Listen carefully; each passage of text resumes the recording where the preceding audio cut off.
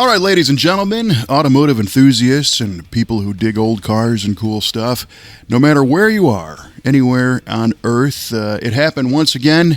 Your finger got led astray, and you touched a magical part of your device, which launched yet another... Kevin, another Ariat episode of V8 Radio. Ariat episode. Is it A-R-I-A-T? A-U-R-E-A-T-E. Or Ariat? Ariat. I have no idea. What does Ariat mean? Golden. To be golden. Ooh, like AU, like gold, the atomic symbol for gold is yes. AU, the element. Well, that's for darn sure. This is yet another Ariat episode of the V8 Radio Podcast. I'm your host, Kevin Ostie, joined as always by our esteemed co-host, Mr. Mike Q-Ball Clark. What's happening? Oh, just loving this winter wonderland we're in today. It's, as we record this on a nice, shiny Saturday morning, there's snow falling in our neck of the woods, and that just means I have more work to do after we're done recording this. And it happens fast. I mean, last week it was like nice out, and here we go. Yeah, exactly. It was great. Yeah, we were... My wife was saying, we need to get some things done before the snow falls. Let's go. I'm like, okay. All right, you're right. We do. Oh, yeah. Well, before we get into all that, for the individual listening, we know that you tune in partially because of the automotive trivia question. It's a fun mental gymnastics challenge in which we throw out a question at the beginning of the show, and we guess and most likely get it wrong and find out at the end of the show. Have you prepared an automotive trivia question? I have, and I mostly get it wrong. You mostly get it right, but it'll probably follow that same suit today. So, but got a nice easy one for you. What is the year, make, and model of the Sanford & Son truck? Ooh. Now it's in my head, man. Earwormed. Right. You're welcome. I'm going to say the Sanford & Son truck is a red 1950 Ford F1 pickup truck. Ooh. Those are cool trucks. That's what I'm going to say. Ford F1. Final answer? Final. All right, brother. That's what it is in my head, anyway. Duly noted. All right. Okay. Easy well, peasy. I'll reciprocate with an easy peasy one for you. Okay, yeah, all right. We recently had the pleasure of attending and working and being a part of the Muscle Car and Corvette Nationals. We sure have. And what a show that was. Dynamite show. Yeah. Center of the muscle car universe. Oh, yeah. And I'm sure we're going to share some stories about that on this show. But you had a pivotal role in the unveiling of a very special car. I did. A 1967 Pontiac GTO in Starlight Black, right? Oh, my gosh, yes. Oh, the thing was beautiful. Yeah. Yeah, you should have seen him. Mikey up there interviewing Gary Riley, the restorer, as they pulled the cover off this fresh restoration. And it was really hard to understand Mike with all the drool. Indeed. I tried to remain professional, but sometimes it just goes out the window when the emotions take over. The city of Rosemont now has a Q-Ball's drool pond installed that you can rent a gondola boat on and go for a ride. Right in the Stevens Center. Yeah. Oh, yeah.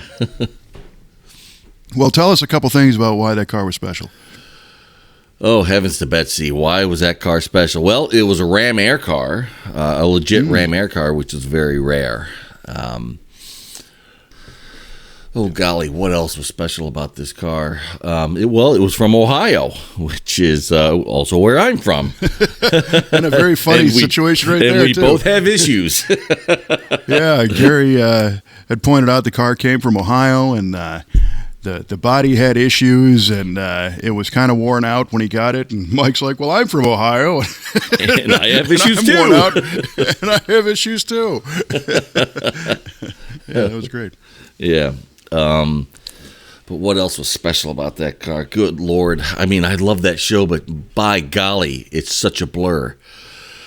Yeah. Well, one of the things you mentioned being a Ram Air, so that's a functional hole in the hood, right? Correct. Yeah, the snorkels on the hood of the 60, it's 65 through 67 GTOs use the same hood, and they have the dual snorkel intake on top. And most of those cars, that intake, that snorkel was closed off. There was an insert in there that prevented any air from coming in. So it was really for looks. But if it was a real Ram Air car, it had if you open the hood, it had a sheet metal tub with a foam seal on there that when the hood was closed, it would seal off that intake area, and that snorkel was open and functional. So there was some debate on how functional that really was as like a quote unquote Ram Air effect, because that hood, that snorkel was not raised very high, and it was probably in the boundary layer of how when air flows over it, there's not a lot of flow in that area. But it did give fresh air to go in. But the jury is out as how far of a Ram Air effect it really had on those cars. Yeah, I think it definitely got cold air, which is nice, cool exactly. air. You got fresh outside air in there. And that's a 400 3-deuce car? No, it's 400 4-barrel car. There were no 3 deuces in 67 anymore. Only the Corvette got 3 deuces in 67. But it was a 360 horsepower engine for the Ram Air car as well, where the stock, the quote unquote lower optioned cars were 335 horse. Mm-hmm. So therein lies my trivia question. How many 67 GTO 400 Ram Airs were built? Ooh. He said the number too, didn't he? I honestly don't think he did. I don't remember that he did. Okay. It was a very low number. It was less than 1,000, I believe. I think it was like, oh gosh. To all my brethren in the Pontiac community, I'm very sorry. I want to say 768 Ram Air cars produced. 700. You want to think about that? Is that where you're at? The answer will only get more wrong if I keep thinking about it. So 768 is the answer. 768. All right. Well, we'll find out at the end of the show.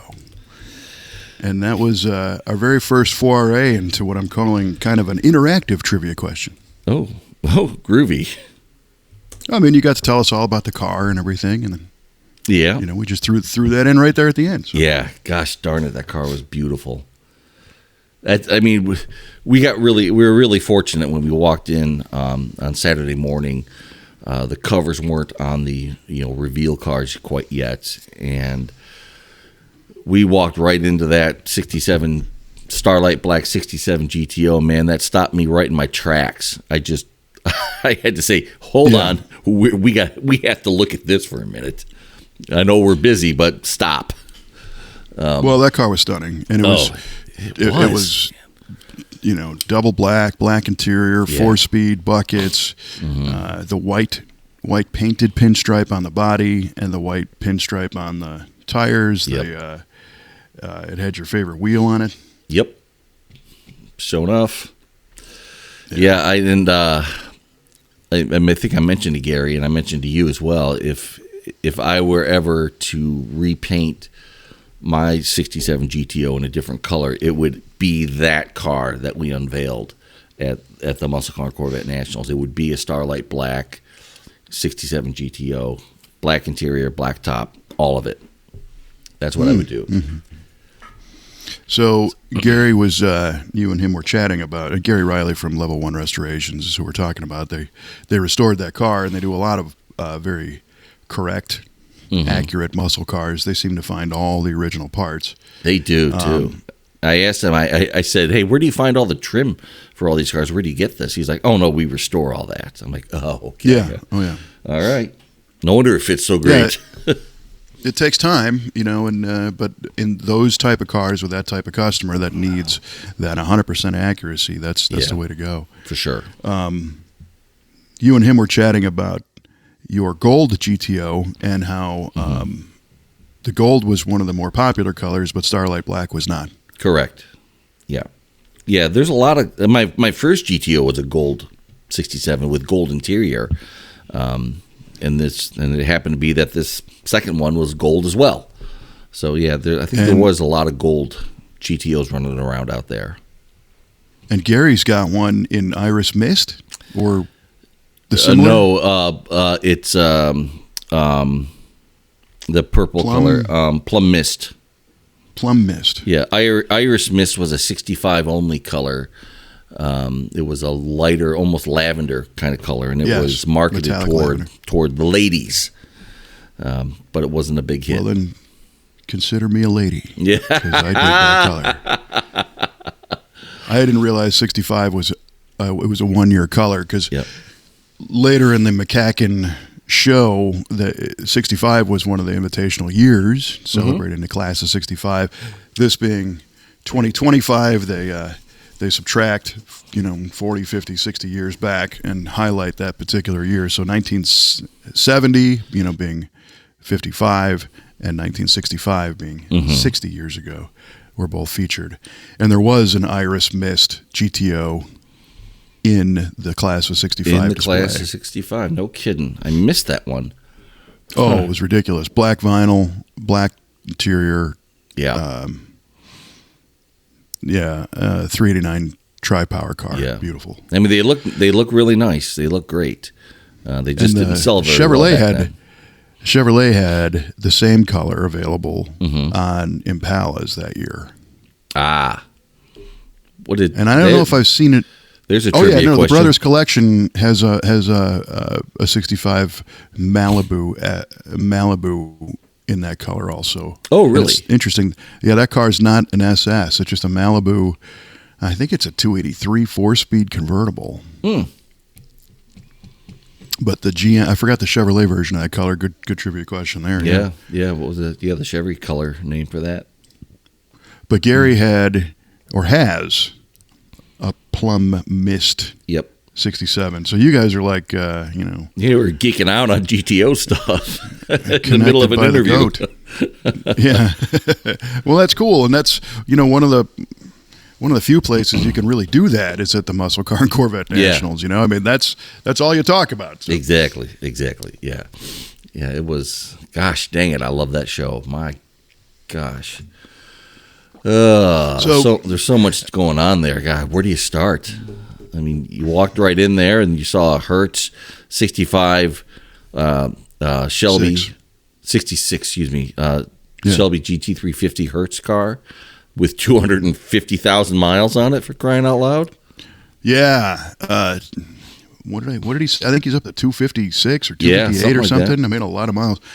And owners had it since 71. Is that right? Yeah, I believe so.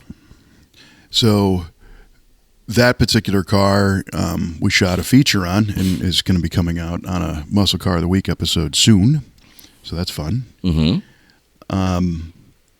Yes, I mean, the kind of the overall gist of the Muscle Car and Corvette Nationals, you hear the term nationals thrown around a lot, and I don't know that there really are like nationals that have significance with the term nationals.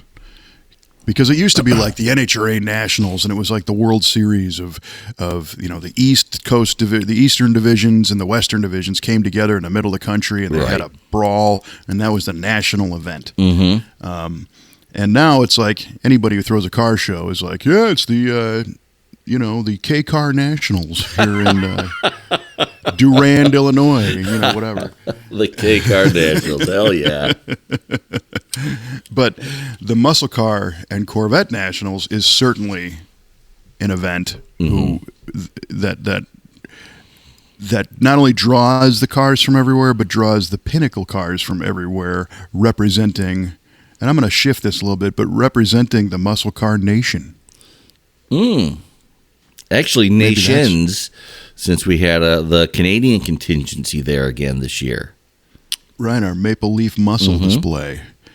Well, I read this morning, so as we record this is 1 week after the big Saturday of the Muscle Car and Corvette Nationals. So like 1 week ago right now, you were getting ready to unveil that GTO. Are you getting tingles already? Just thinking about it? Indeed, yeah. Well, I just read on the Facebooks that a gentleman just returned home to Western Canada like a few hours ago. Oh, wow. From the show. And he drove 2,200 miles each way pulling a car. Oof. To be part of that show. So that is the Muscle Car and Corvette Internationals at its best. For sure. Holy cats. So he was a week in transit ahead of time, and then however many days he was there, and then another week on the way back. I mean, that's a lot. Oh, my gosh. That's a big trip. Yeah, definitely. But worth it, I think.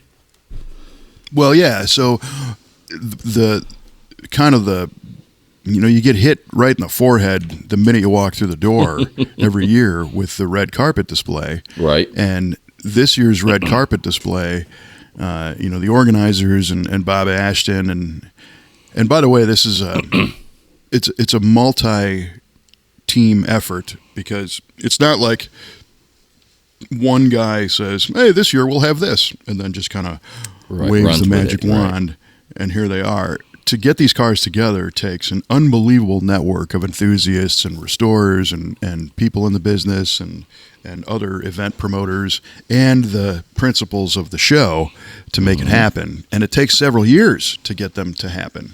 Right. Because some of these cars, for example, the red carpet display, they try to get as many of a particular unicorn car as they can, and the nicest ones. And so what that means is turning over all the rocks, talking to all the people, finding out where all the cars are. And then you might find one that's like, ooh, yeah, I need another 6 months because it's not finished yet. It's not restored yet. So there's time factors that come into play. And then there's the, I'm going to call it the certification, the vetting process, if you will. That red carpet display, they really only want legitimate examples of whatever that featured brand is going to be. And what I mean by that is this year it was the Mopar Hemi B-body convertible display. Right. So these were cars built between 1966 and 1970 that are kind of not full size, but medium size Mopars, your Coronets, your Roadrunners, the RT cars. Sure. And they all had to have a factory installed 426 Hemi, and they all had to be convertibles. And they didn't make many of those. No, they did not. That was an expensive option, that Hemi. It was $864, I think, in 1969. So the Hemi could have been, available from 66 all the way to 69 in the street Hemi. Right. So, yeah, it was an expensive proposition. And not only that, it's a convertible. Right. And as they say, when the top goes down, the price goes up. Nice, yeah. Yeah. So, again, speaking with Mr. Riley, he had prepared one that he brought out, owned by Phil Mitchell, that was a 69 Coronet RT Hemi convertible. And he said there's 4 known, and 3 of them were there. That is insane, dude. That's insane. And they had 28 of them total. Right. You know what was interesting on this year's red carpet display, typically it's a legit red carpet going down that main drag when you first walk in, and it's maybe 12, 15 foot wide aisle of red carpet, and there's cars divided by stanchions on either side of that carpet going all the way down to the end of the carpet, which is maybe, 50, 75 feet or so. This year, there were so many cars that they had that same row, those rows set up, but there were cars also set up on the red carpet itself, just to be able to fit everything together, which was a first, I think, for this show. I think that's happened once before. There was 27 or 28 Hemi E-bodies there.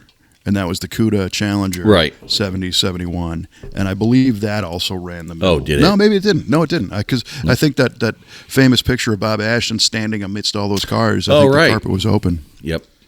So yeah, it was jam packed, And there were also at least one, but maybe two other B-body convertible cars that were not in that display that were in other parts of the show. Mm-hmm. So it was amazing. So that's what they like to do is, you come in and you see this. Not only is it, the featured car is just amazing and rare and something you don't see very, very often, but now here's more of them than you can possibly take in, and in every color, and they're all beautiful. They're all, some were original, survivors. Some were fresh restorations. There was an unveiling there of a super fresh restoration. The Tommy Boy movie car convertible was there, and that wasn't a Hemi car, but that was there. So I think just that display alone is a show worth going to see, and that's in the first 1/25th of the show. That's your first look right there. Yeah. And there's so much more to go. It's a big haul that these cars are in.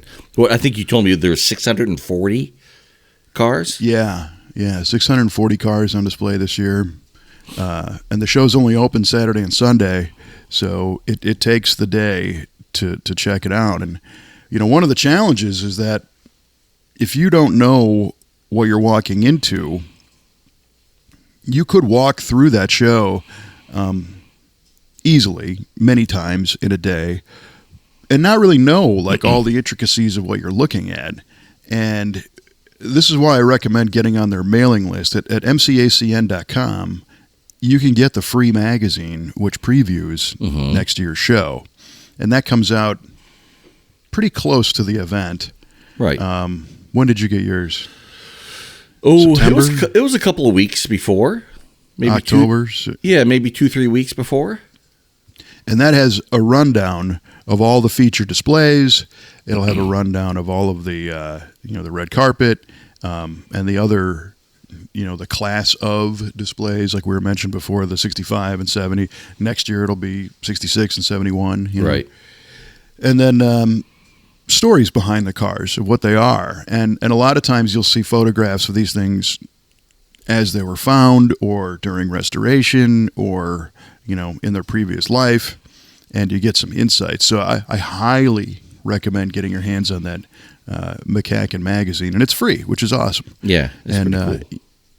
Get yourself up to speed. So when you go, you're not flying blind on this thing, and you can really get a better depth of understanding and appreciation and go, oh, I read about that. There it is. Look at that. Yeah, definitely. Actually, that helped out our own Brian Wibbenmeyer. He went out there with his dad and his brother, and his brother Kyle. And I was talking to him about the show. And because I had read that MCACN magazine, I mentioned that there was going to be that 65 Z16 Chevelle display. And he's like, he said, "Oh, really? That's great because my dad loves those cars." He's like, "Well, that'll be worth a trip right there." So he wouldn't have realized that until he maybe stumbled upon that when he got to the show, but he had something really to look forward to when he got there. Yeah. And, if you don't get a heads up on it, you can certainly still enjoy the show because they do a really great job, and the world just has finally caught up and social media that if you are in any of the muscle car groups or follow the Muscle Car and Corvette Nationals or follow V8 TV or follow Muscle Car of the Week or our V8 Speed and Resto Shop page, we share photos and videos, and so many people do that, you can then find out later what you saw. Yeah. And that's a big thing, because now, thankfully my feed has been flooded with this stuff. Mm-hmm. And it's like, yep, saw that. Yeah, that's cool. Didn't know what that was. Oh, they only made this many of those and whatever. And, sometimes that's a double-edged sword, because you look back and go, ooh, I wish I could have taken a minute to look at that in person. Right. But at least I could say I was there. Mm-hmm. Yeah, that is cool. They also had what was kind of special to me was the overhead cam display, overhead cam 6 display. Pontiac from 66 through 69 put an overhead cam straight 6 in the Le Mans, Tempest, Firebirds. And I used to have a 66 Sprint 6 LeMans a long time ago. And so to see these coming back and, being displayed and featured was really, really cool. And they had a really pretty, the Chevy color would be butternut yellow, 66 Sprint 6 convertible LeMans there. And boy, whoo, that thing was pretty hot. It was really, really pretty and, restored perfectly. And it made me really miss my 66. It was the nicest car I ever had growing up. But it was really cool seeing that. And there was also a 67 Tempest that was getting the vintage certification done to it, a 4-door overhead cam Tempest that was there as well, which is pretty cool. Yeah, that was cool. Yeah. I think the Oldsmobile color is saffron. I don't remember what the Pontiac color is of that. I know 65, the color was Mayfair Maize, but I forget what they called it. They changed it in 66, the color name, but I forget what that name was. But yeah, so that was one more of those invitationals. The Z16 display you're talking about was ridiculous, and I just love those cars. A really unique time period for Chevrolet, because 1965 was the first year that their new big block came out in the Malibu and the Chevelle. That's right. You could get it, and they created a special car all the way around it. They only made 200 of them, and it was option code Z16, and it was a 375 horse. No, 375 horse, 396, and it came with bucket seats. It came with a 4-speed. It came with a console. It came with an AM/FM multiplex radio. It came with sport wheel covers. It came with positive traction rear end. It came with bigger drum brakes. It came with special trim on the taillight panel, around the taillights and between the taillights. It came with special badges on the fender. Mm-hmm. It came in 3 colors only. Again, that same butternut yellow, black, and red. And then they only made 200 of them. And those cars obviously are rare by the number, but they're like a factory custom hot rod, because they had that different trim that was exclusive to that car. So that trim didn't come in anything else, and they only made 200 of them. If you think about that, that's crazy. It is. They don't. A lot of times you'd see a low production car like those Hemi, B-body Coronet RT convertibles. What was special about that car was the combination of parts. So the 426 Hemi, the 4-speed, the convertible, and maybe the color. But it didn't have special trim just for that car. Right. And the Z16 did. And a great performer, and a lot of them were drag raced, but it was not a stripped down, like bare bones, rubber floor mats, that kind of thing. No, yeah, full carpet, bucket seats, luxurious, sporty, classy looking car. Expensive car, new, and it still is. Boy, howdy. Yeah, but they had, 12 of them probably, at least. Yeah. All lined up in various states. One at the end, the far end, was like a barn find in the dust, and a couple fresh, correct restorations, and some survivors in the middle, and again, all the different colors, and just a treat to see that. Yeah. And again, worth going to a show just for that display alone. Most definitely. Yeah, that was. I never thought I'd see that many. I mean, I don't think I'd ever seen one up close and personal before, and now I saw that many at that show. Just and they boom, did right away. A Z16 display a few years ago, but it was probably 6 cars. This time it was huge. Yeah, it was a lot more. So Bob Ashton, who kind of runs the show, calls these shows within the show, and that's the best way to describe it. And he and I have talked for a long time about ways to get that story of the show out, or the cars out, better. And we're seeing it now. We're seeing some of the signboards and things where people are putting more of the details, about the car there. And it really just kind of comes down to manpower. But I always thought it was cool. It'd be cool if there was they have those big vertical signs that say like Z16 Invitational. Oh, right. And if there was maybe a thing on that, with some bullet points of like why these are special. Oh, sure. Or maybe a QR that went to maybe one of our videos of a Z16 that we've done, because we've done several on Muscle Car of the Week. I like that idea. That people could go check out. And it's funny, though. I would not want you to do that there. I would not want you to check that QR code in the building. Wait till you get home. Watch the video later. See the car with your own eyes in person. And then see it later really on soak screen. it in person, not through your phone. Yeah. So,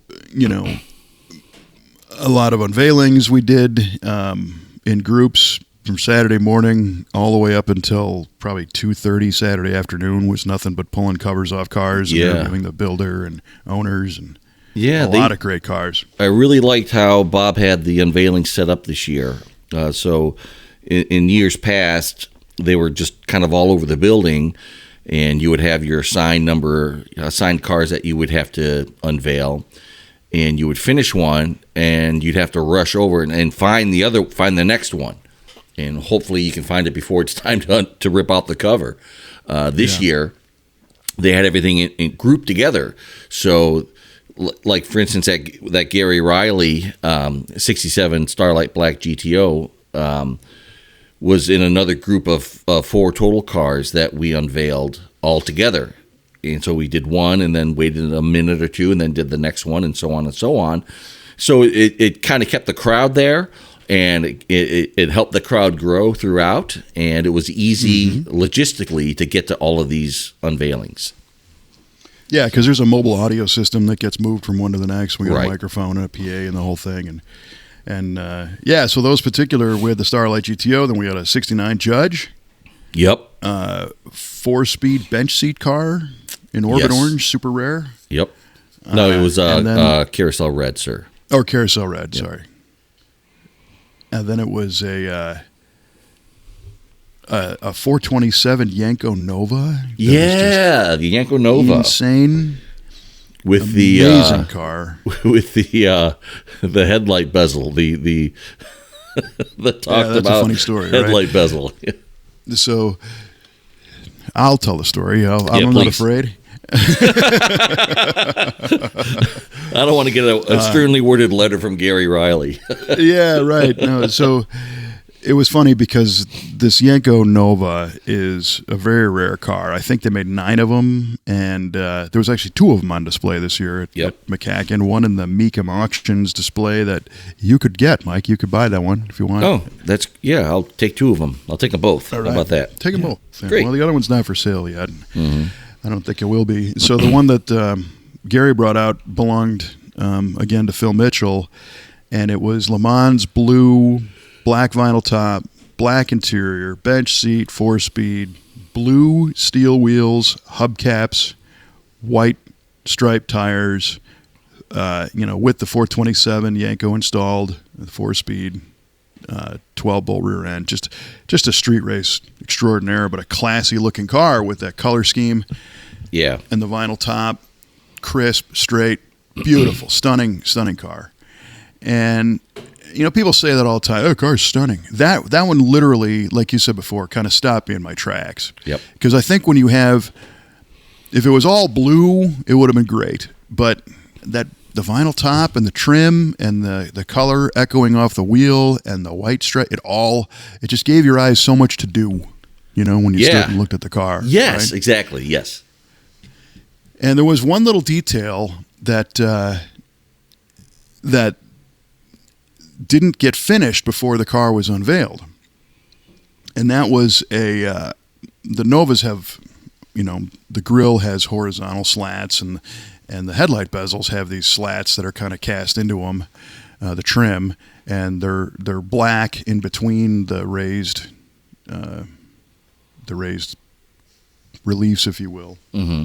And so that last detail, when they restored the car, didn't get painted. And somebody snuck in to the MCACN show and got in front of the crowd and took a picture of the unpainted bezel and put it online and called out, Gary, called out the show, called out, everybody who ever even thought about liking a muscle car was under scrutiny about right. This is BS and the show is BS and it's not a real car and this is a reproduction part and this is all junk and screw you. Good God. And so that kind of behavior is not condoned, ladies and gentlemen. That doesn't help perpetuate the culture and everything else. These attention seekers that keyboard warriors and like to do that kind of stuff.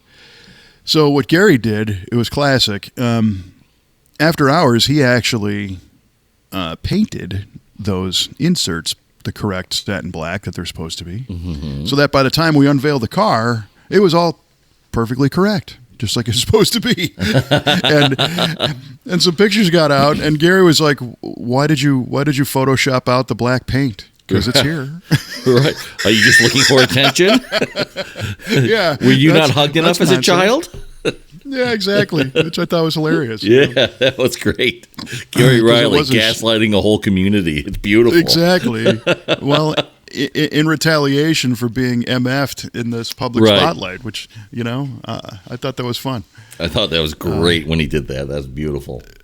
Yeah, and it was the correct piece, and the color's right and all that stuff. It's just a little detail that slid into home plate right as the pitch crossed.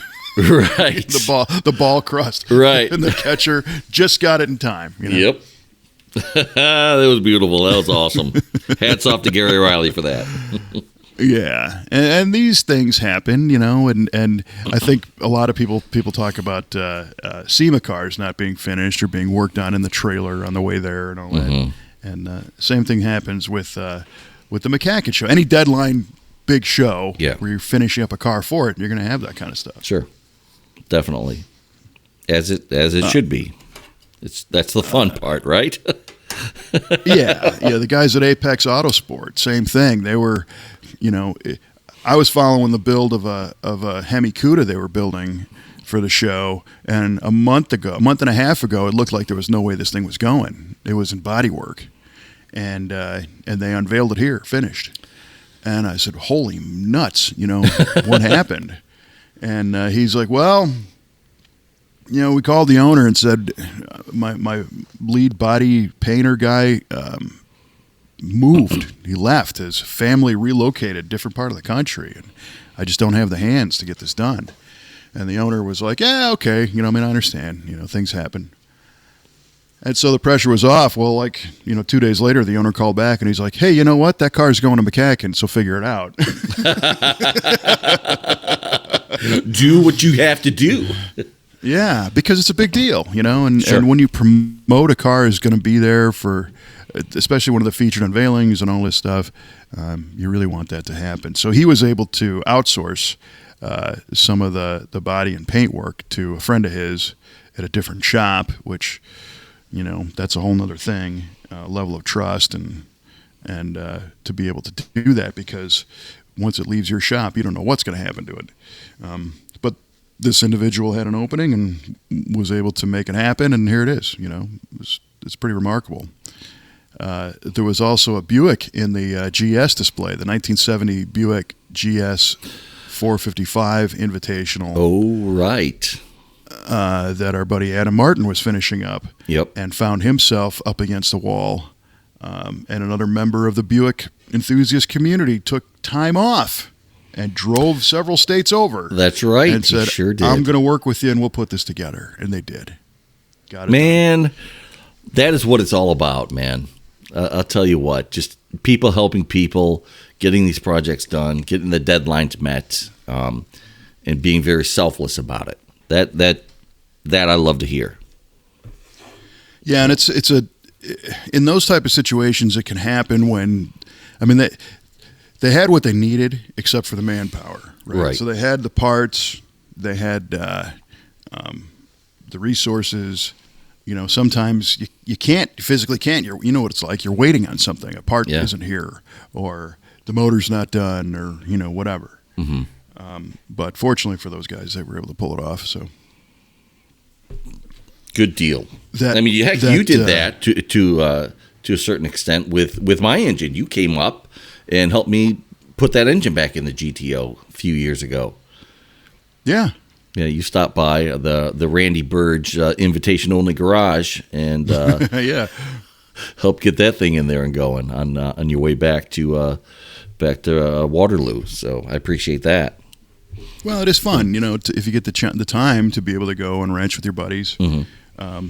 Yesterday, as a matter of fact, as you mentioned, we were trying to get ahead of this snowstorm, and I had my 70 Riviera out of storage for the past month or so, driving it around. I hadn't driven the car in a year, and the guy who stores it for me is like, "You should just take this home for a little while. Just drive it around." So I did, and put some miles on it, and had fun with it. And then I see the weather report, and I'm like, "Oh boy!" So ran it through the car wash and dropped it off.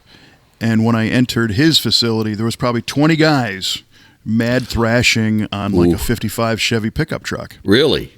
And they'd ripped the front end off. They were welding up a Mustang 2 front end. They're putting a rear end in this thing.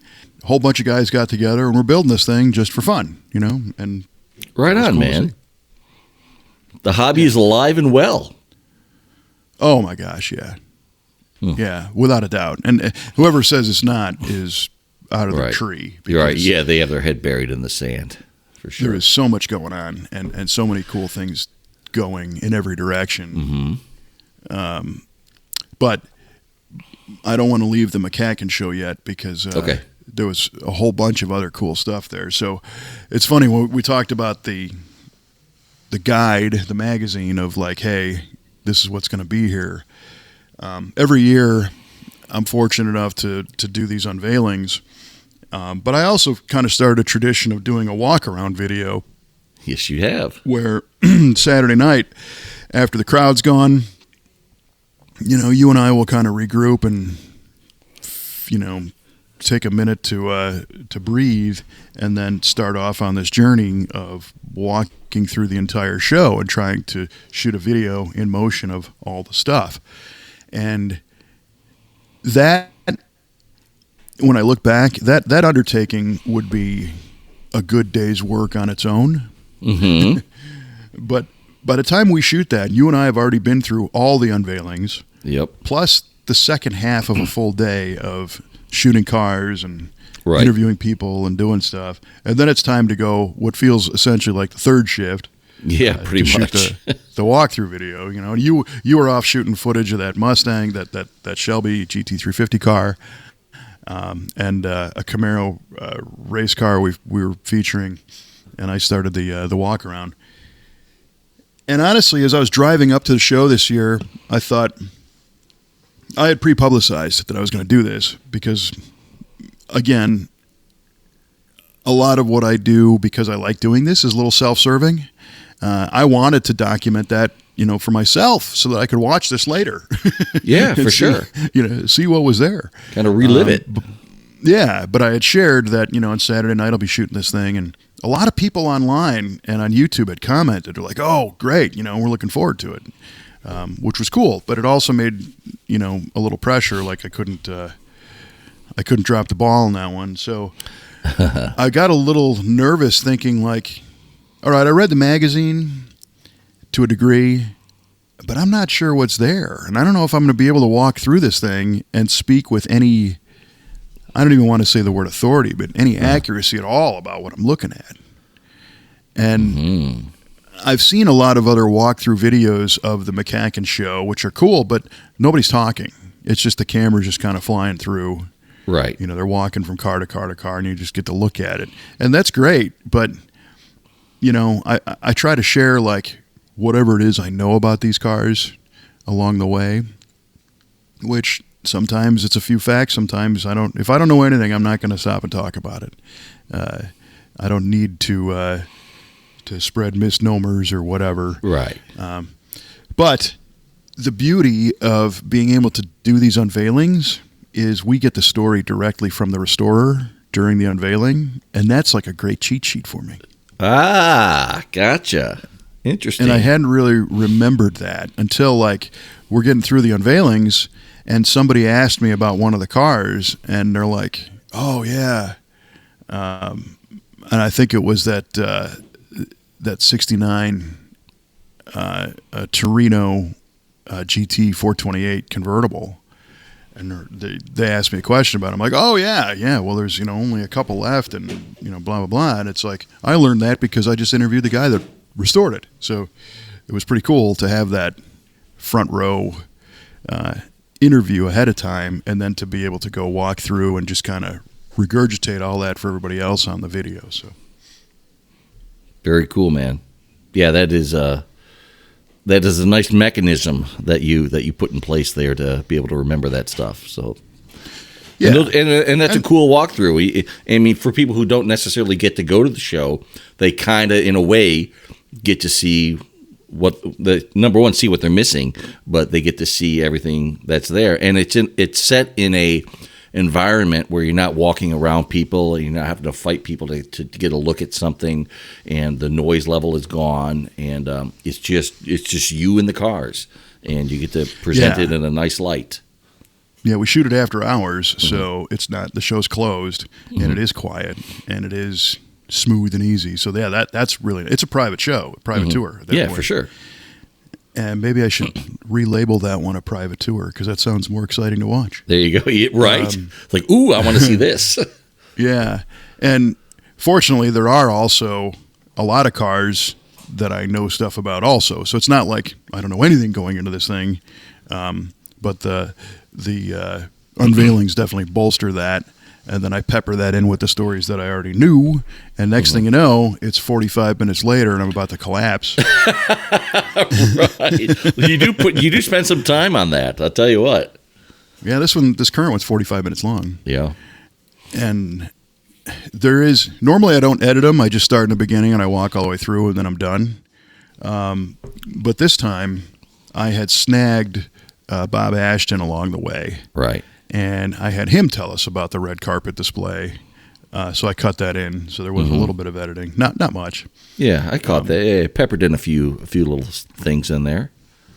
Yeah, Peter Brock was there too. And I dropped in a couple shots of his the Corvette that he had on display. And teased the fact that we're going to have an interview with the legendary Peter Brock that was shot there. That was a pretty cool interview. That was neat. He's awesome. Yeah. He's such a great guy. And as a designer, he penned the C2 Corvette starting back in 57 when he worked for GM and Chevrolet and Bill Mitchell. And then he went on to work as the designer for Shelby and refined the aero on the Shelby Cobra, and then designed the Shelby Daytona. And the Shelby program came to an end very abruptly, and Carroll basically just fired everybody and said, go home. Oh, boy. Because they lost their funding from Ford. Ford did everything they wanted to do at Le Mans, and they came to Shelby and said, that's it.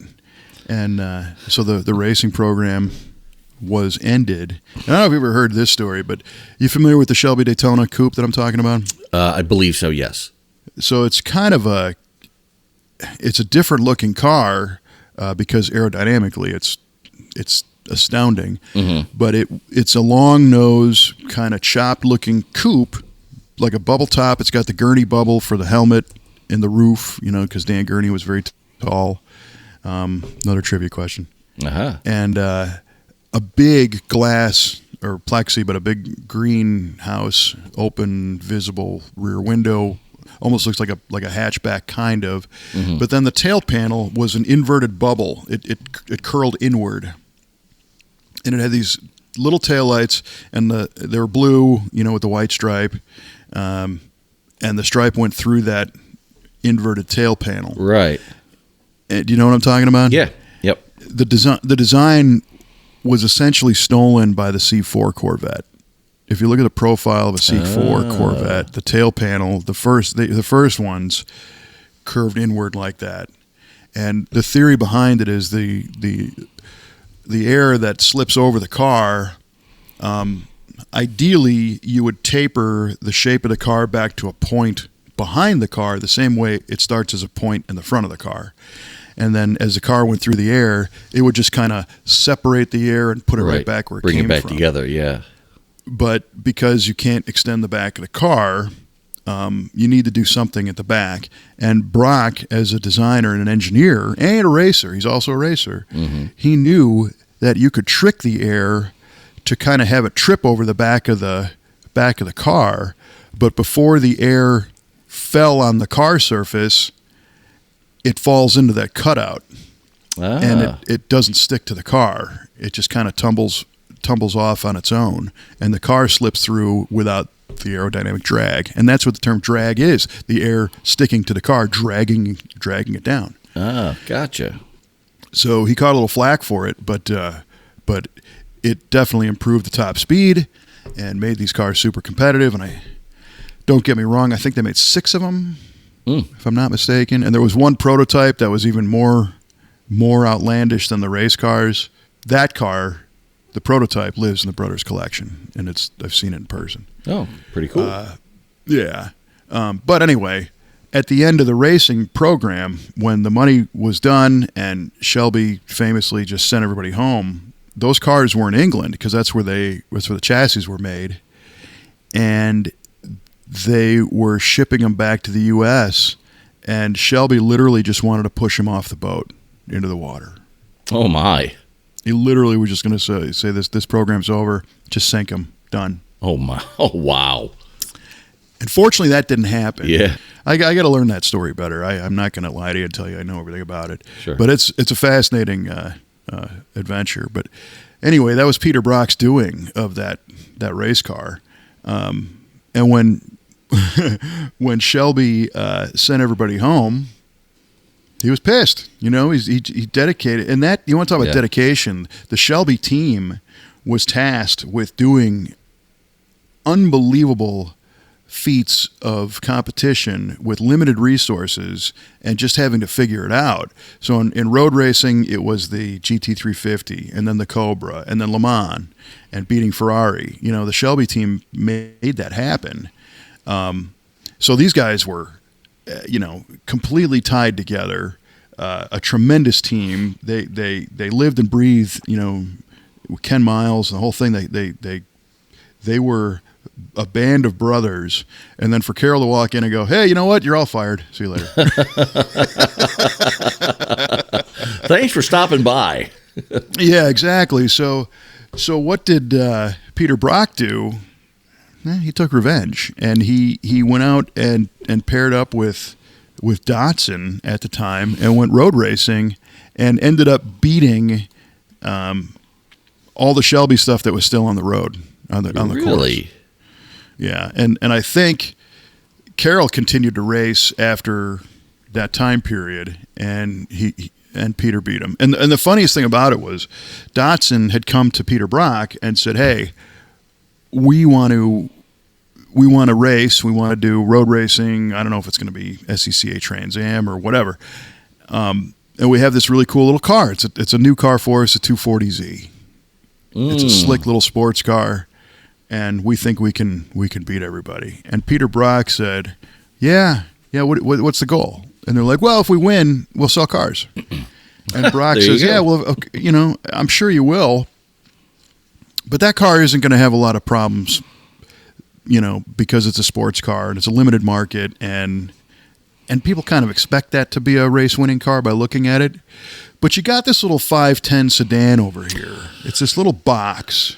Right. You know, if you beat everybody with that thing, then you're going to be on the map. And they're like, well, how the hell are we going to beat people with a 510 sedan? And that's what Brock did. Like a flying brick, for Pete's sake. It is. And if you look back in the early 70s of Brock Racing and the red, white, and blue team of those Datsun 510 sedans, that's what that's all about. And it's just an incredible story. Amazing guy. And eventually, Peter had told me that story in person at the SEMA show 5 years ago, maybe, or 6, probably 19. And it just blew my mind because a lot of times designers are designers, engineers are engineers, racers are racers, and he's all of them. You know, he's a driver, he's everything. So whenever I get a chance to see him and chat with him, I totally take that opportunity because, you know, we throw these terms around, you know, these legends and everything else, but this guy is definitely one of them. He's legit. Oh, yeah. And a super nice guy. Just great to talk to. So long way of saying his latest Corvette design was there, which is a C3 that is modernized a little bit.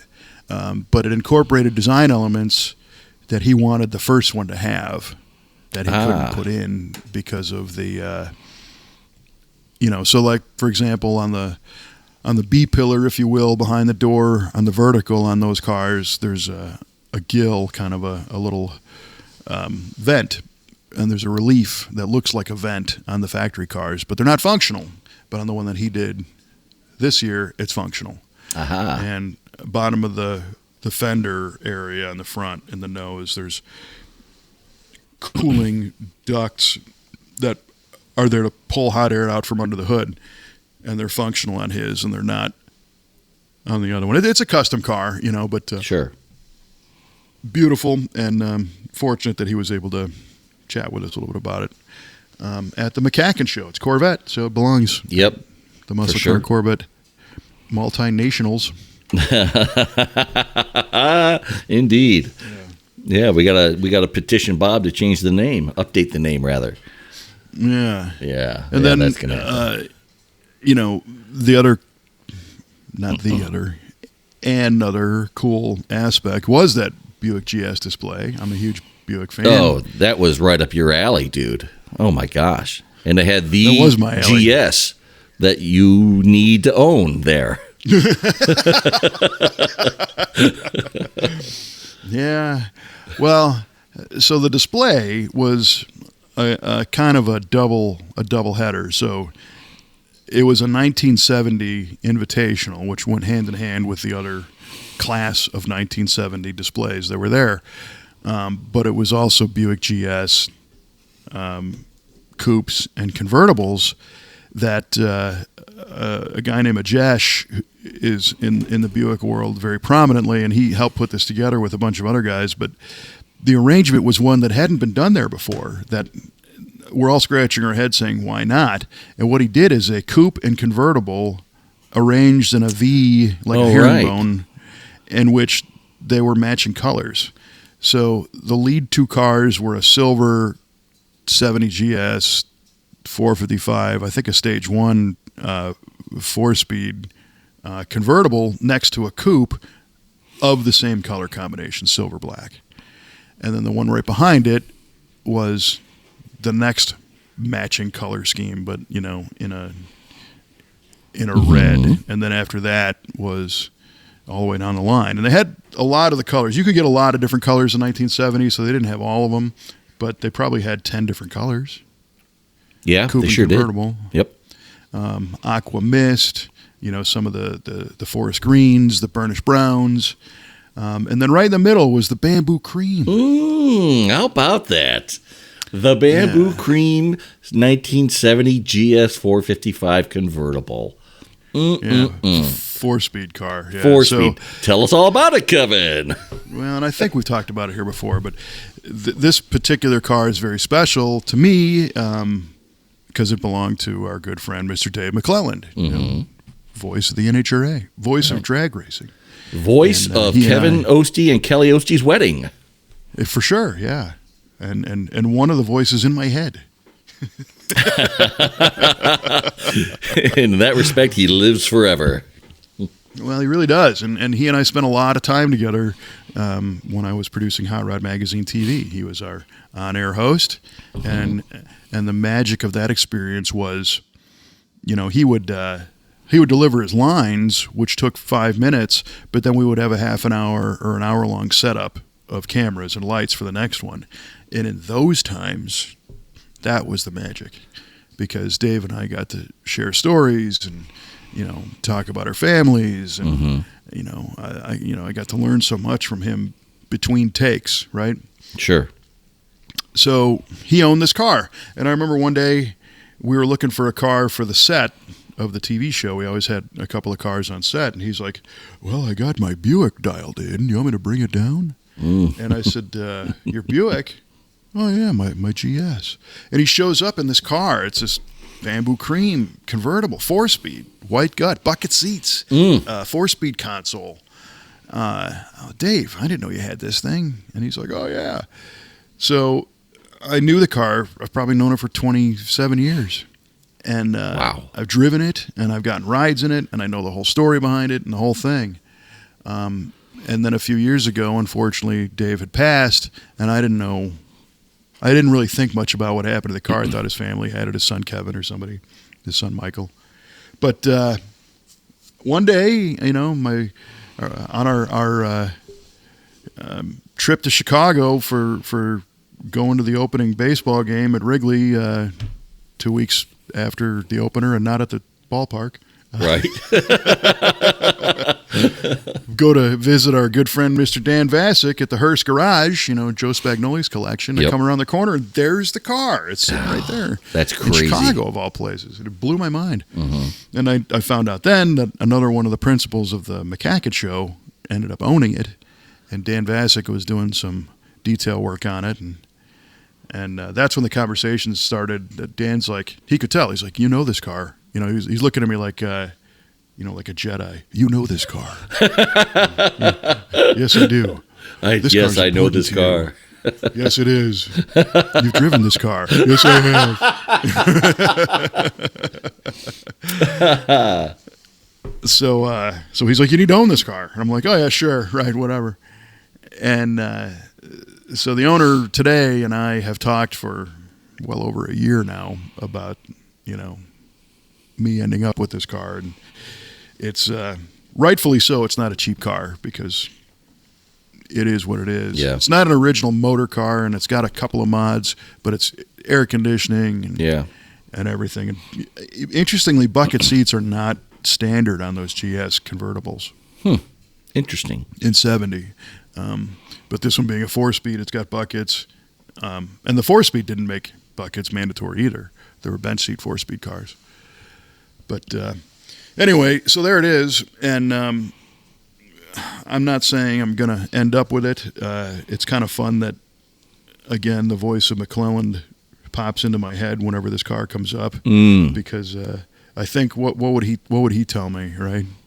And he would say either one of two things. He would either tell me, you need to own that car, son.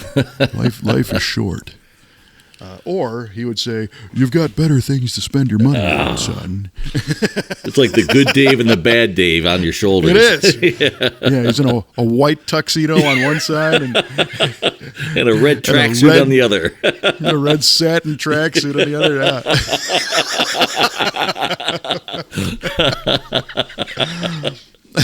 Yeah. But I got to spend some time with the car and at the show, and we shot a video on that too, so you can hang out on Muscle Car of the Week, the YouTube channel, and you'll be able to see that video soon, which is cool. Good deal. Another one of our good friends of the show, Mr. Jim Hall, had his car there. It was a 20-year restoration, the 1969 Baldwin Motion Camaro that he spent 20 years building, and it made its debut there at the Muscle Car Corvette Nationals. It was actually also at the SEMA show this year. And so And that's interesting because I think it had a motion badge on it. It did. And Baldwin was a dealer in New York, right? I believe so, yes. And Motion was the performance upgrades. Joe Rosen's Motion Chevrolet performance parts. So Motion was like similar to Nicky Chevy back in the day. Sure. Or Yanko as a dealer. And so it used to always be Baldwin Motion, but today I think they're just Motion. Really? And I think the name ownership is legit. Like there's a thing there. So I don't know if it's correct to say Baldwin Motion or I think it's just Motion. I'm not sure. But that particular car, it's a custom. It's a Speedster Camaro. So it's a convertible without a back seat, and the raised molded headrests and all kinds of trick smooth bodywork and LS performance and a custom dash and suspension. And I believe that was a Hermance design. And I remember that car coming together on lateralg.net 20 years ago. Oh, wow. Following the build. Oh, yeah. For years, followed the build. And finally, like yourself, I got to meet Jim and talk to him on the phone. And great guy, huge supporter of the hobby and the culture. And I'm so happy to see that the car was finished off. Yeah. And it looks dynamite. It looks like it was designed today. Yeah, it does. Yeah, it looks great. It looks amazing. So, yeah, I know he was really proud of that and real happy to have that done and got to share it with everybody. And he's like a little kid again. So good for you, Jim. For sure. Yeah, and he actually listens to this fiasco, so that's cool. He does. He does. Thank you for that. Thanks, Jimmy. Thanks for being our listener today. Yeah. Well, and then just on and on those stories. So I feel that it's my responsibility that sometimes I have a little more of a front row seat to some of these cars, and to share them out with everybody is just it's just so much fun, and to do it through video or do it through the show or whatever. Yeah, this podcast. But bottom line is you need to go to MCACN if you've never been. For sure. And if you can't, then watch the private tour. Yes. Mm-hmm. So what you do, Kevin, you do important work. You're good for the hobby. You're good for the industry, as you've been told all weekend. That's another thing that, you bring that up. That's kind of funny because fortunately we have a very gracious audience, and on our YouTube channels and on this on Spotify or on Facebook, people are generally very, very nice when they comment. And even if when I get something wrong, not if, because I do often, but a lot of times it's like, no, I think there was 5 of those, and not like when they grilled Gary Riley, you idiot, this guy doesn't know what he's saying. And believe me, right, that does happen sometimes. Yeah. And to me, there's been a couple of great examples where I've said something in a video and the image didn't match, but then it does match up later. So one of them was, we did a piece on Hemi cars. I think actually it was the top 10 of 70, I think, top quickest cars in 1970. Muscle Car of the Week episode. And one of the cars was a Hemi Cuda. But the image I showed was a 440 car because I didn't own an image of the video of a Hemi Cuda at the time, or a Hemi Roadrunner or something. And I showed a 440 engine instead of the Hemi. And in the voiceover, it says, one of the fastest cars was the 426 Hemi. Meanwhile, you're looking at a 440, right? Mm-hmm. And I can't tell you how many people stopped the video immediately right there and like, this guy's an idiot. That's a 440. Doesn't know what he's talking about. F you. But if they let the thing play like another 15 seconds, I say, and I'm showing a 440 here because I don't have the footage of the Hemi in this Roadrunner or whatever it was. Yep. Yeah, people are quick to jump, man. It's insane how people must feel so badly about themselves that they have to jump all over other people just to make themselves feel better. Yeah. And I think that's what a lot has to do with that. And I'm the first to admit if I get something wrong or if I'm ambiguous. I was ambiguous when we did the video on that 421 Pontiac four-door car. And the description of the car, if you run the VIN and you run the window sticker, I think we had a copy of the sticker on that one, and it said deluxe wheel covers that it was supposed to come with. And today it's got 8 lugs. And I was trying to describe what the car was ordered with, which was deluxe wheel covers, but in the image it shows the 8-lug bolt-on aluminum high-performance bigger wheels, which is what it's supposed to have. But I wasn't clear about that, so I got barbecued on that one too. Those are 8 lugs, dummy. That's not deluxe wheel covers. You're an idiot, you know. It's like, okay. To the extent that in the Facebook Muscle Car of the Week page, in the description it says, and yes, we know these are 8 lugs, but you know this is what it said. People won't, and we're still getting those are 8 lugs. Those are 8. You know, you're a dumbass. But we don't get it very often, which is good. Most of the time, people are like, "Hey, didn't you mean to say?" You know, or whatever. Right.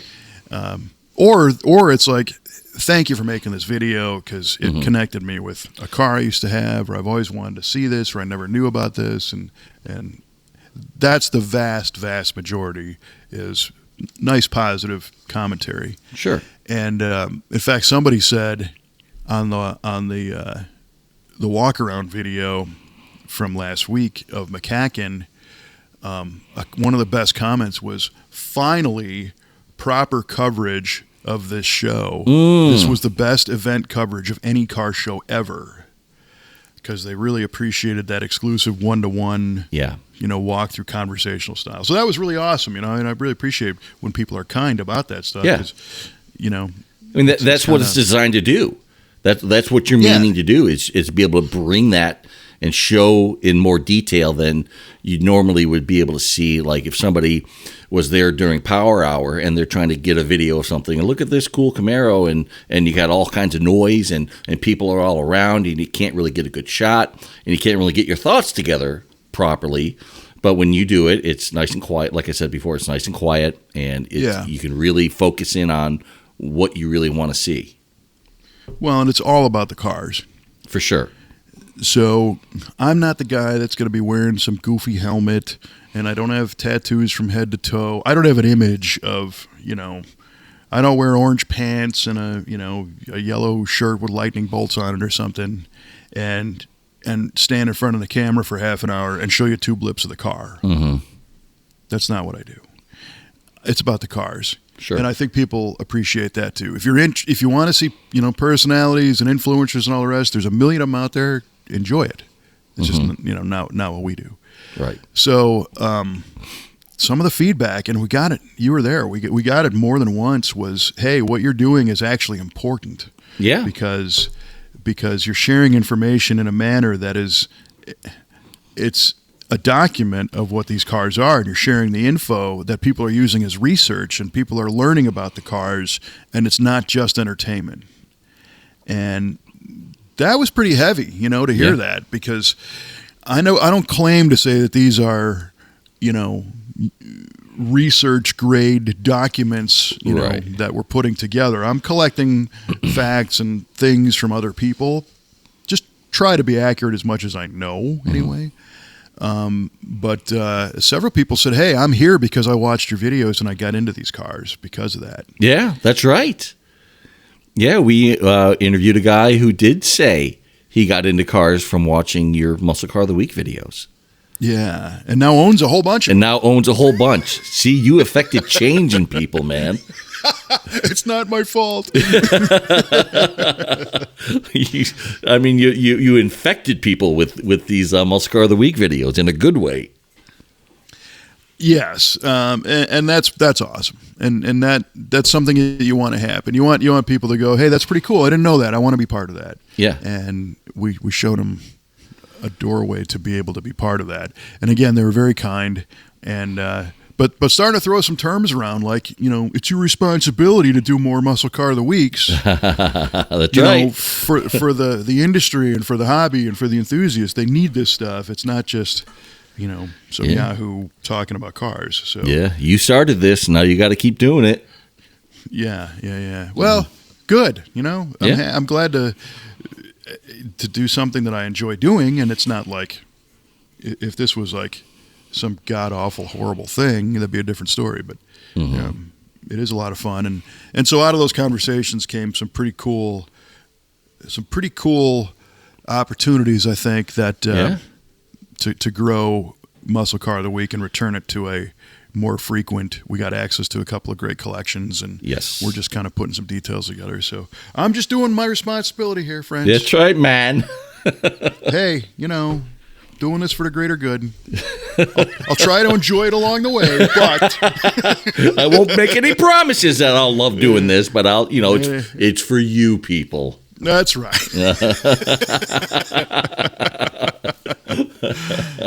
So that was pretty wild. Yeah. That is. That's really great. So outside of the Starlight GTO, what was there a Q's pick of the show? Oh boy, a Q's pick of the show. If I can't pick that Starlight GTO, I'd probably pick that Sprint Six LeMans convertible that I saw in the light cream yellow color, just because I miss my old Sprint Six. Yeah. So yeah. Yep. Very nice. That'd be it. Definitely. I made the bamboo cream car my official pick of the show. Yeah. They let me pick one for the record, I guess. Yep. So that was cool. But there was a bunch of others too that I was going crazy over. Oh, sure. That blue Yanko Nova for sure. Mm-hmm. That Hemi Cuda that Apex did for sure.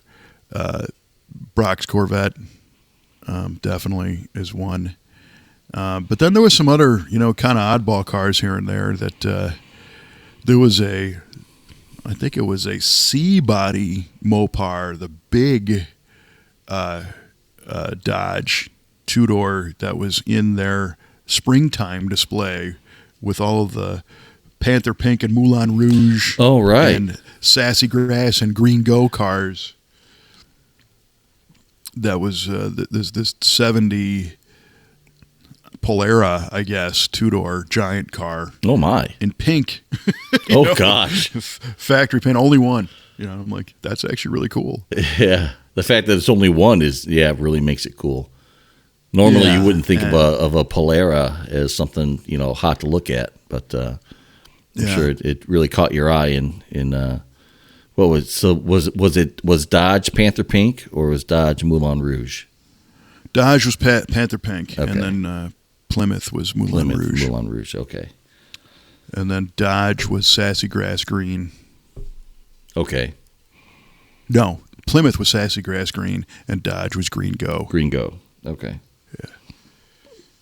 They did have some pretty cool colors back in the day. The high impact Yes. colors. Oh, awesome stuff. Yeah. Yeah, really cool stuff. That whole show is just, like I told you before when we were leaving, I'm like, I hate that I'm only going to remember like 2% of what I see here over the weekend because everything is just coming at you so fast and it's such a blur with what we're running a gun in the way we do and just so much. It overloads your memory, for crying out loud, overloads your senses. It's it'd be nice if that show went for a whole week. That'd be great because you could go through it for a whole week and probably still not really see everything if you spent time and learned about a lot of these cars. I mean, you can. Well, really, it's the greatest muscle car museum in the world, and it's a pop-up. Yeah, for real. It's there for a weekend, and it's gone. Mm-hmm. So yeah, that's crazy.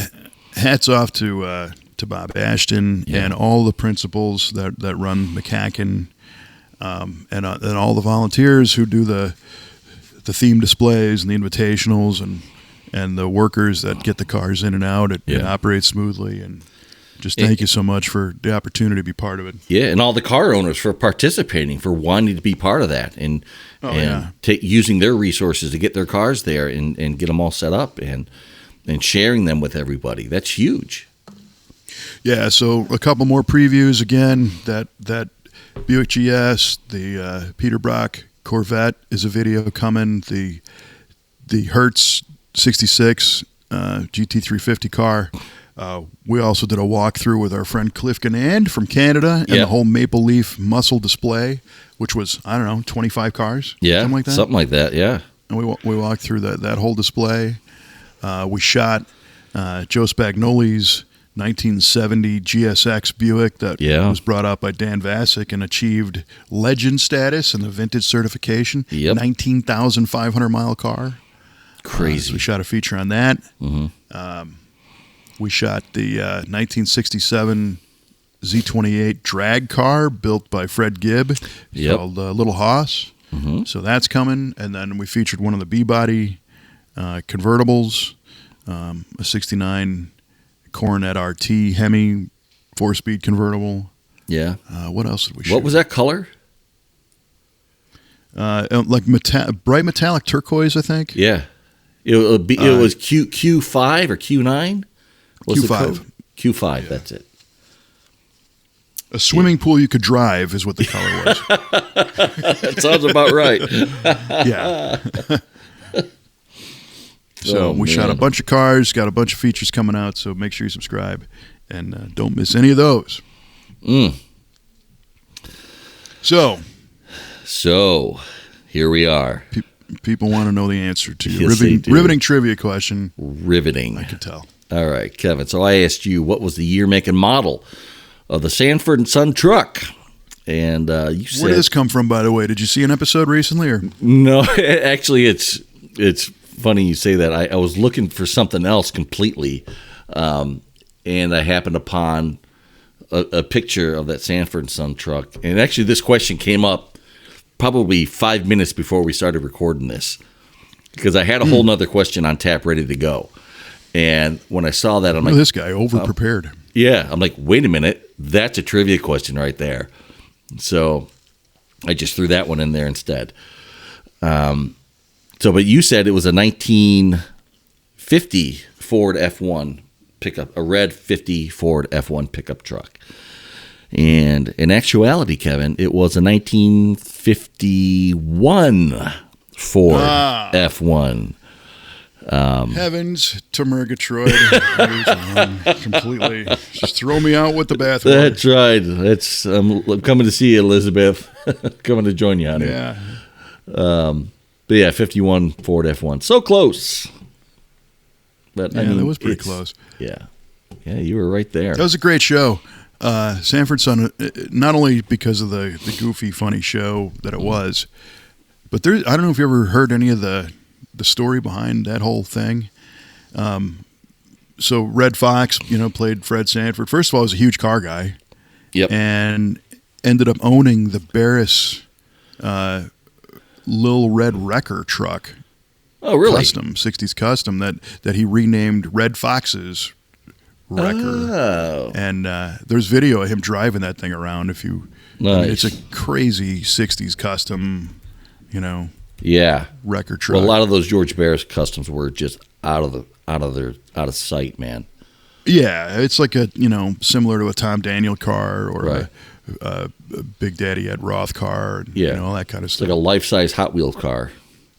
Yeah, but Red Fox was extremely loyal. He was a St. Louis native, and a lot of the people that he had working on that show were people that he had worked with over the years that he just brought with him to grow and cool. Get better gigs. And the gal that played Aunt Esther that he always made fun of was a fantastic actress, and he brought her in and said, you can do this, and she said she'd never done television before and didn't think she could do it, and he's like, nope, you can do it, and she pulled it off and was just one of the best characters on the show. Yeah. And the comedy, is edgy today. It was super edgy then. Mm-hmm. It's actually probably edgier today now that our society's become more sanitary with what you can say and what you can't say. Mm-hmm. But they were all great friends, and they were all, that whole cast was like a family, even though when they did the show, it seemed like they were at each other's throats sometimes. Right. But great show. Yep. And a 51 truck. Now we know. All right. Yeah. All right. Well, I had asked you all about that 67 Starlight Black GTO with the 400 Ram Air, and how many of them were there? And your answer was 768. Less than 1,000. I think it was like, oh gosh, sorry to all my Pontiac brethren. I'm sorry. I think it was 768. And you know what? You were right there. 751. Oh, man. I was close. Yeah. All right. I'm not too ashamed of that answer then. No, not at all. All right. I kind of think we almost both won. I kind of think so, too. As close as you can possibly get with not quite being right. In our horseshoes and hand grenades Yeah, episode. You know what? It's close enough. I think, you know what? I'm declaring us both winners. Hey. Write it down, Yardley. We're both winners. That's right. Fantastic. Mm-hmm. But the real winners are those who listen to this show, because we appreciate their support. And I don't know what they won, but that just felt like the right thing to say. So I said it. You're the real winner, listeners. You're the real winner. You got to butter them up a little bit, or they won't come back. Please keep them coming back for more. Oh my goodness. So on that note, if I can be so bold as to make a preview, I think our next episode might be, or one of the upcoming is going to be the latest from the PRI show in Indy. Ooh, yeah, that is coming right up. This time of year, man, it's SEMA, MCACN, PRI. Yeah, the Holy Trinity. Or as you like to say, boom, bam, pow. Boom, bam, pow. So we made it through bam and boom. And, Pow's coming left. Up. Stay tuned for all the boom. That's right. So on that note, that's about all I got. Make sure you subscribe if you dig this show and you want to hear about POW next time. And for Mr. Mike Q-Ball Clark, I'm Kevin Ostie, reminding you to keep the shiny side up, get that MCACN magazine, subscribe to V8 Radio, and we'll talk to you next time on V8 Radio.